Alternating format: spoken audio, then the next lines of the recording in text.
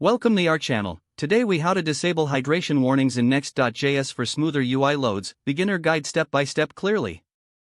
To disable hydration warnings in Next.js, you will first need to access your project folder. Open your terminal and navigate to your Next.js project directory. Once you're in your project folder, locate the file that handles your Next.js configuration. This is typically found in the root directory and is named next.config.js. Open the next.config.js file in your preferred code editor. You will want to add a specific configuration option to this file for disabling hydration warnings. Inside the next.config.js file, add the following code snippet.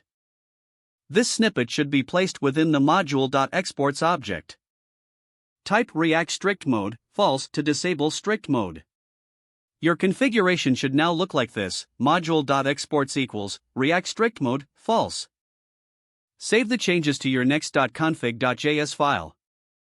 After saving, return to your terminal. Now, you need to restart your development server for the changes to take effect.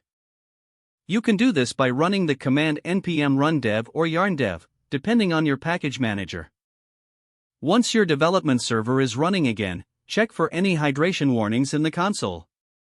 You should notice that those warnings are no longer appearing. By disabling hydration warnings, your UI should now load more smoothly.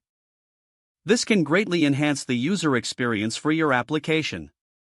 Remember to consider the implications of disabling strict mode, as it can affect your app's warnings and checks. Test your application thoroughly to ensure everything works as intended. That's how you disable hydration warnings in Next.js for smoother UI loads. If the page does not load, refresh the browser or try again in a private or incognito window. Make sure you are using the correct email address, then retype it carefully to avoid small typos. If your password is not accepted, use the reset option and create a new strong password you can remember. Check your spam folder for verification or security emails, then complete any requested confirmation steps. Enable two-factor authentication if available to improve account security and reduce unauthorized access risk.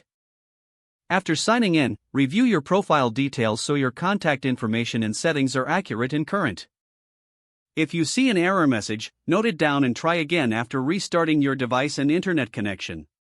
Don't forget to like this video and subscribe to our channel for more step-by-step tech guides.